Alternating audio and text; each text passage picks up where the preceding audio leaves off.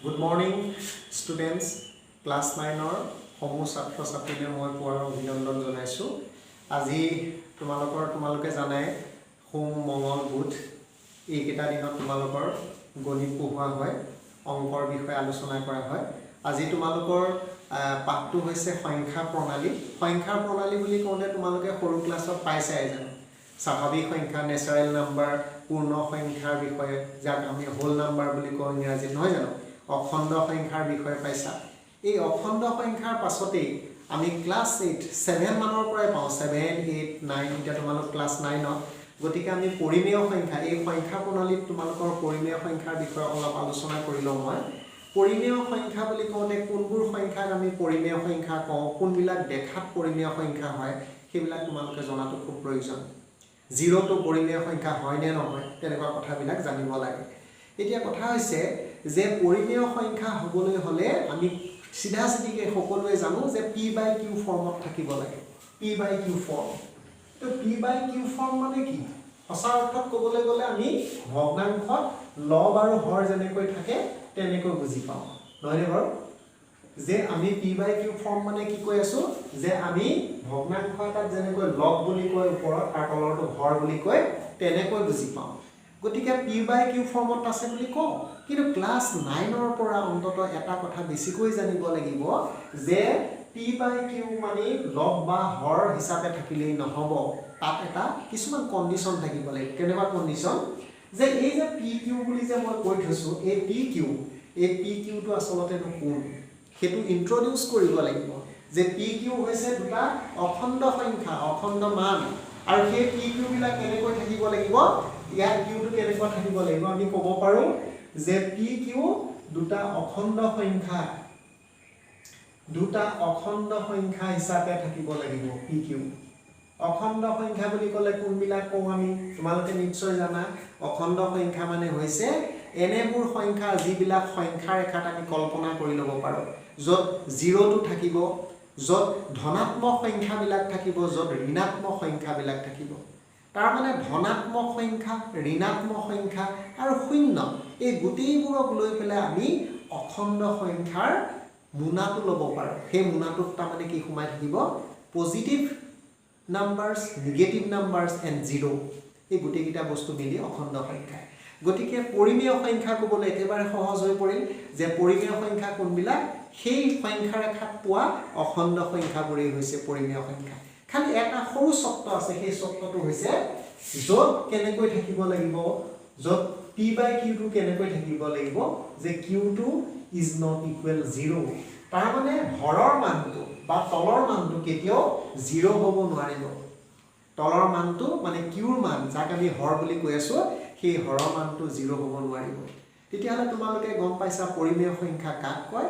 যে পৰিমেয় সংখ্যা কাক কয়, যিবিলাক সংখ্যাক আমি p/q ৰূপত বা আৰ্হিত দেখুৱাব পাৰোঁ, য'ত সেই pq দুটা হৈছে অখণ্ড সংখ্যা আৰু qৰ মান কি হৈছে এইটো নিচিনা, q ইজ নট ইকুৱেল 0, তাৰমানে qৰ মান কেতিয়াও 0 হ'ব নোৱাৰে।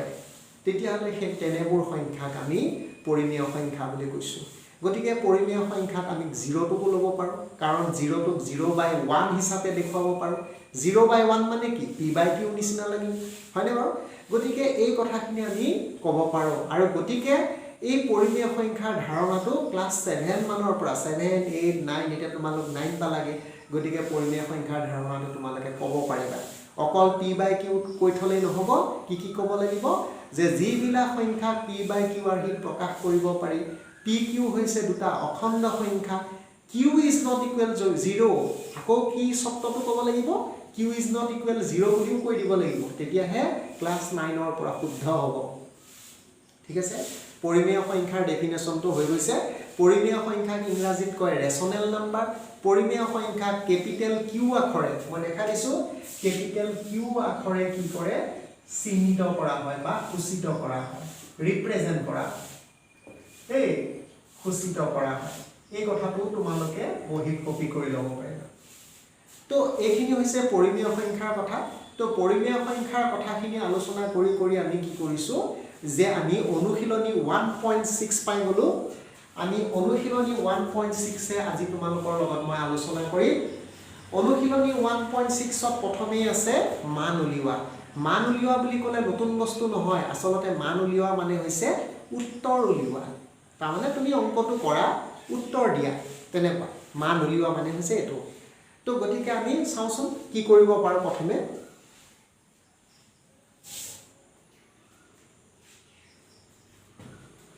তোমালোকে চোৱা, অনুশীলনী 1.6 অনুশীলনী 1.6 আছে 1 নম্বৰত মান উলিওৱা। মান উলিওৱাত মই এটা কৰি দিছোঁ, তোমালোকে চাবা। 1 নম্বৰ 2টোকে মই কৰি দিছোঁ। তাত লিখা আছে 32 to the power 1/5 এনেকৈ লিখা আছে। এই যে মই কৈ আছোঁ পাৱাৰ, এইটো কেনেকৈ পঢ়ে এইটো মই ইয়াত কাষত লিখিও দিছোঁ, তোমালোকে পঢ়িবৰ কাৰণে সুবিধা হ'ব। ৰিড এজ কেনেকৈ পঢ়ে 32 is raised to the power। আচলতে কেনেকৈ ক'ব লাগে সেইটো কৈছোঁ। 32 is raised to the power 1/5 এনেকৈ ক'ব লাগে। Read as 32 is raised to the power 1/5। তো সেই কথাটোকে আমি চমুকৈ raised বুলি নকৈ পেলাই আমি কি কওঁ 32 to the power 32 raised বুলি নকৈ আমি চমুকৈ কি কওঁ to the power 1/5। ওকে, মান নিৰ্ণয়টো কেনেকৈ কৰে চোৱা এতিয়া। এই যে যিটো বেছ হিচাপে আছে, তোমালোকে জানা সূচকীয় বিধিবিলাক আলোচনা যেতিয়া কৰিছিলোঁ, যি বেছ আছিলে সেই বেছটোক আমি ভাঙি ল'ব লাগে। কাষত তোমালোকে 32ৰ উৎপাদকবিলাক উলিয়াই ল'ব পাৰিবা। 2 × 2 চোৱা 3 হৰণ কৰিব গৈ আছোঁ। 2 × 2 1 এটা থাকিল, 1টো 2ৰ ওচৰলৈ গ'ল 12 হ'ল। 2 6 × 12। এইবাৰ আকৌ 2ৰে হৰণ কৰিব পাৰিম। 2ৰে 16 হৰণ কৰিলে 8 বাৰ, 2 8 × 16। এইবাৰ 2ৰে হৰণ কৰিম 8, 2 4 × 8। আকৌ 2ৰে হৰণ কৰিম 4, 2 2 × 4। আৰু আমি হৰণ কৰিব নোৱাৰোঁ, 2ৰে 2 হৰণ কৰিলে এবাৰ যায়, গতিকে হৰণ কৰিব নালাগে। তো তোমালোকে দেখিলা 32ৰ উৎপাদকবিলাক যেতিয়া পালোঁ, কি কি পালোঁ 2 1 2 3 4 5 5টা 2 পাইছোঁ। গতিকে আমি 32 বুলি নিলিখি এনেকৈ লিখিব পাৰোঁ যে কি বুলি লিখিব পাৰোঁ 2 5টা। চোৱা 2 5টা বুলি মই লিখি দিলোঁ। মই 32 বুলি লিখা নাই, 32ৰ সলনি কি লিখিলোঁ 2 5টা বুলি লিখি দিলোঁ। 2 to the power 5 ইনটু, চোৱা তোমালোকে দেখা পাইছা যে ওপৰত পাৱাৰ এটা আছেই আগৰ পৰা, সেই পাৱাৰটো হৈছে 1/5। তো গতিকে তোমালোকে দেখা পাইছা এই ঘাটতে 5 × 1/5 কওঁতে তলৰ 5টো আৰু ওপৰৰ 5টো কেনচেল গ'ল। তেতিয়াহ'লে থাকিব কি 2 to the power 1। একো ধৰণৰ সংখ্যা নাই, নাথাকিলে 1 পাতিব লাগে। 2 to the power 1 আৰু 2 to the power 1 মানে কি 2 to the power 1 মানে হৈছে 2 এটা। আমি যদি সহজ সৰল ভাষাত অংকবিলাক কওঁ তেতিয়াহ'লে 2 to the power 1 মানে 2 এটা। গতিকে 2 এটা তোমালোকে পাতি দিলে প্ৰশ্নটোৰ উত্তৰ হৈ গ'ল। এইটোৱে হৈছে মান নিৰ্ণয়। এনেকৈ আমি কৰিব লাগে। তোমালোকে দেখিছা, এইটো তোমালোকে পাতি লোৱা। তাৰপিছত মই 2 নম্বৰ কুৱেশ্যনৰ আৰু এটা কৰি দিম। তেতিয়াহ'লে অনুশীলনী 1.6ৰ তোমালোকক মই 1 নম্বৰ এটা কৰি দিলোঁ, নিশ্চয় বুজি পাইছা। বাকী 2টা আছে, তোমালোকে ঘৰত নিজে কৰিবা, কৰি পেলাই মোক গ্ৰুপত দিবা, মই চাই দিম। বুজি নাপালে মোক ভইচ মেছেজ কৰিবা, ভইচ মেছেজ কৰি পেলাই মোক সুধিবা, মই তোমালোকক বুজাই দিম। এইবাৰ 2 নম্বৰ কুৱেশ্যনত মই এটা কৰিব গৈছোঁ, তাতো প্ৰশ্নত লিখা আছে মান উলিওৱা। মই মান উলিওৱা মানে কি কৈছিলোঁ যে তোমালোকে উত্তৰটো দিয়া, অংকটো কৰা, কৰি উত্তৰটো দিয়া, সেইটোকে কয় মান উলিওৱা। বিশেষ টানকৈ বুজিব নালাগে। তো এইবাৰ মই এটা মাইনাছত থকা এটা কৰি দিওঁ। কেনেকৈ নকৰে, মাইনাছ থাকিলে কি অসুবিধা হ'ব পাৰে নেকি, মই তেনেকুৱা এটা তোমালোকক দেখাই দিওঁ। তো 2 নম্বৰ কুৱেশ্যনৰ 4টোকে মই কৰিব গৈছোঁ। 2 নম্বৰ কুৱেশ্যনৰ 4 নম্বৰটোত আছে 125 to the power -1/3 এনেকৈ লিখা আছে। চোৱা, তো তোমালোকে দেখা পাইছা কুৱেশ্যনটো কি আছে। কুৱেশ্যনটোত আছে 125টো হৈছে বেছ, ভূমি, আৰু পাৱাৰ হিচাপে আছে কি মাইনাছত আছে। 1/3টো কি আছে মাইনাছ হিচাপে দি থৈছে। যেতিয়া মাইনাছ হিচাপে দিয়ে তেতিয়া ল'ৰা ছোৱালী ভয় খাই যায়, কি বা কৰিম। একো চিন্তা কৰিব নালাগে, আমি খালি কৰি যাম।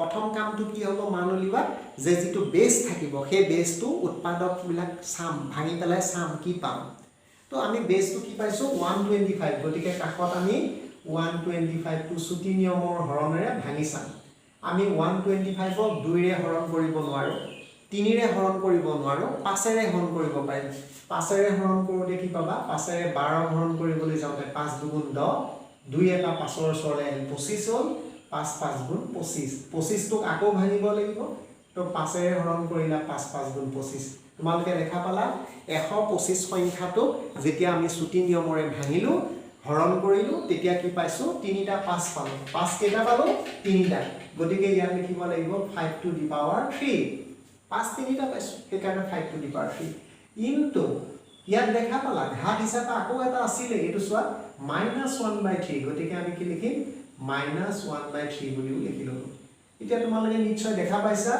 যে ঘাত হিচাপে এই 3টো আছে আৰু এই -1/3টো আছে গতিকে এই ঘাত দুটাৰ মাজত আকৌ কিবা কটাকটি বা হৰণ কৰিব পাৰি নেকি চাও আমি দেখা পালো এই 3টো তলৰ আৰু এই 3টো ওপৰ গতিকে 3 3 কেনসেল গল থাকিল কি 5 টো বেছ হিচাপে থাকিল আৰু পাৱাৰ হিচাপে কি থাকিল এই -1 টো থাকিল পাৱাৰ হিচাপে কি থাকিল -1 এটা কথা হল প্ৰশ্নই যদি কলেহেতেন যে তোমালোকে ঘাত হিচাপে প্ৰকাশ কৰা যদি কলেহেতেন তেতিয়া হলে আমি এনেকৈ ৰাখি থলোহেতেন সো 5 টু দি পাৱাৰ -1 ঘাত হিচাপে ৰাখিমহেতেন কিন্তু আমাৰ প্ৰশ্নত কৈছে মান উলিওৱা যদি মান উলিয়াব দিছে তেতিয়া হলে আমি মাইনাসটো কাকো কি ধৰণে কৰিব পাৰো সোৱা যদি ঘাত হিচাপে যদি ঋণাত্মক চিন মাইনাস চিন থাকে তেতিয়া হলে সেই মাইনাস চিনটোক আমি কি কৰিব লাগে প্লাস কৰিবৰ কাৰণে আমি এই গুটেই বেছখিনি 5 টো বেছ হৈ আছে নহয় এই বেছখিনি আৰু ঘাতখিনি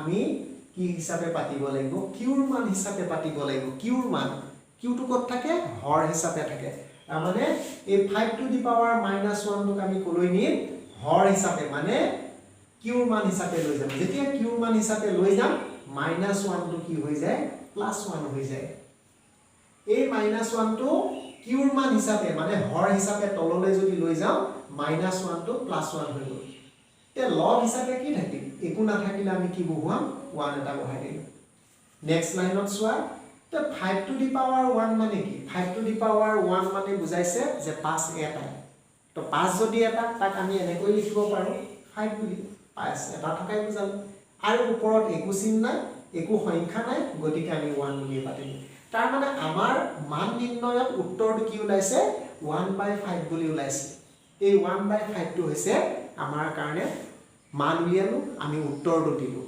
আৰু যদি কিবা কৰিব বিচাৰা তেতিয়া হলে আমি শেষ বিন্দু আসলতে এই অংকটো যে আমি কৰিলো 99.99% হে শুদ্ধ হৈছে দেই যদি আমি 100% শুদ্ধ কৰিব বিচাৰো অংকটো তেতিয়া হলে আমি কি কৰিব লাগিব 5ৰে একক হৰণ কৰি দিয়াও দেখাব লাগিব যদি 5ৰে একক হৰণ কৰো সো একক হৰণ কৰিব গৈছো 5ৰে একক হৰণ কৰিবলৈ কি কৰিবা দশমিক বিন্দু সহায় ললো শূন্যটা হিল 10 হল 5ৰে 10 হৰণ কৰিলে দুবাৰ দিলা 5 দুগুণ 10 মিলি গল তাৰ মানে 5ৰে একক হৰণ কৰিলে 0.2 পোৱা যায় এই 0.2 টো যেতিয়া উলিয়াই দিবা তেতিয়া আমি কম 100% শুদ্ধ হৈছে দেখিছানে কথাটো যে আমি যেতিয়া 1/5 পাতিছিলো 99.99% হৈছিল আৰু যেতিয়া একেবাৰে শেষ পৰ্যায়লৈ গুছি গলো তাৰ মানে একক 5ৰে আমি হৰণ কৰি পেলালো তেতিয়াহে 100% হয় কেতিয়াবা টেক্সট বুক কিতাপ বিলাক তোমালোকৰ পাঠ্যপুথি বিলাকৰ যিবিলাক উত্তৰমালা থাকে উত্তৰমালা বিলাকত